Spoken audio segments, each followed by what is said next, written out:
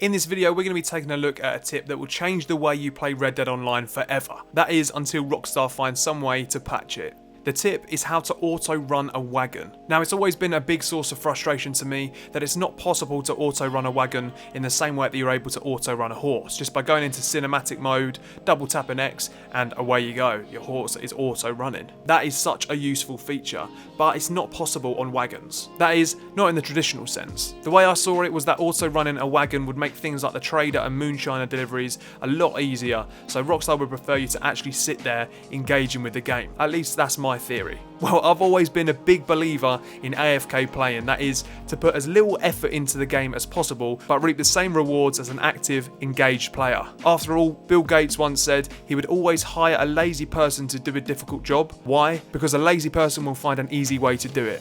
With that being said, the Moonshiner role to me felt like a bit of a grind. Riding your wagon to deliveries and having to be engaged the whole time in a pretty monotonous task. Well, I feel like I've found a way of making this role way less grindy. You can just sit back, watch your wagon drive itself to your destination, and Bob's your uncle. Easy XP and cash. So let's get to the method. Later in the video, I'll also let you know of a few things that you should keep in mind while doing this, and these are really important caveats to this technique. To begin, of course, you've got to go and get yourself a wagon, be that through a trader or moonshine delivery, maybe the use of a bounty wagon, or if you just want to nick one from a passing NPC if you feel like testing this technique out. The key to making this work is to have a waypoint set. Now, this can be either a yellow waypoint that's automatically set when you're on missions, or by placing your own red waypoint. Once you have this predetermined route, you're ready to set your Once you have this predetermined route, you're ready to set your wagon on auto run. Get in the driver's seat of the wagon and get some speed up. Make sure that you're on a road and following the route that you've already set out. Once you're moving, pull out your rifle and aim down the sights. Now, a lot of people know that aiming down your sights will set your wagon into an autopilot kind of mode. That way, the game allows you to shoot from the wagon without having to worry that you'll veer off course and maybe off the edge of a cliff, or in classic Red Dead style, into a fucking tree. So it's this mechanic that we basically exploit. You may have guessed that the way we exploit this is by ensuring that at no point do we ever release the aim button. Of course, you can do this by hand. Maybe you're sitting there watching a film and you don't mind holding the controller. But what I want to show you is how to do this hands-free. So to do this on PlayStation and Xbox, we'll be using a technique that many of you have probably seen before, inventively called the rubber band trick. So let me just take you out of the game and into the real world now. On the left hand side, you'll see the PlayStation controller, and on the right, the Xbox controller. With your average size rubber band, you'll need a double loop on the PlayStation controller,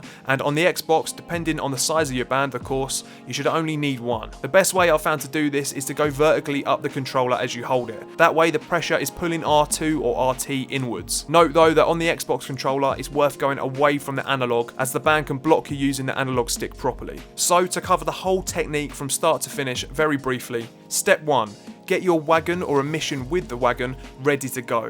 Step 2, put the band on your controller like this, then leave it to the side of your button so it's not pushing anything down. Step 3, get your speed up on the wagon. Step 4, hold your aim button. And finally, step 5, once your wagon appears to be on autopilot, pull the rubber band over to maintain the pressure on that button.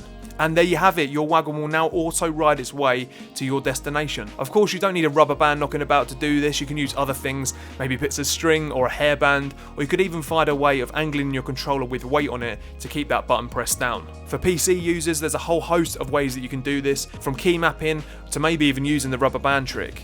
I don't personally have Red Dead on PC though, so if you've got a good way to do this on PC, then please write it in the comments and I'll pin it to the top for people to see. So now that we've covered the method, there are a few things that you need to keep in mind while doing this. The first thing is that when you're aiming down the sights, occasionally you may accidentally aim at an NPC. Doing this pisses them off and they may turn on you and start shooting. Also, if you use aim assist, you'll notice that it drags when it's going across an NPC's body. So it lingers on them and makes them even more pissed off. To avoid this, just aim up in the air. It doesn't matter where you're aiming, as long as you've got that button held down, your wagon will keep going. The next thing to note is that when doing this with the Moonshiner role, as opposed to the trader, however, there is a risk of damaging your cargo. Smashing 1 or 2 bottles of moonshine isn't a huge deal, but it does lessen the overall payment at the end of the mission, so do keep that in mind. You can always slow your wagon down here and there where you know it's going to be a bit of a bumpy ride. For a trader or a bounty hunter mission though, this isn't really a problem. I also just want to say that of course, this isn't how the game is supposed to be played. Rockstar didn't exactly supply rubber bands with copies of Red Dead,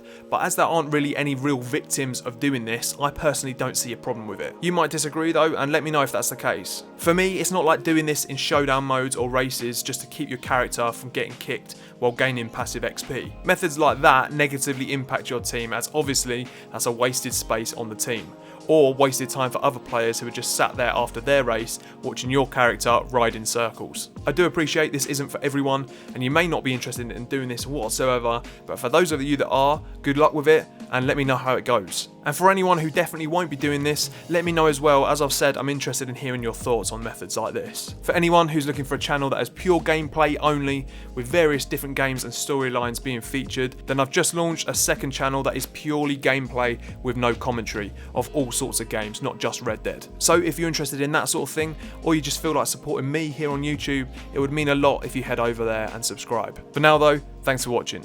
I'm JmCooKie, cheers.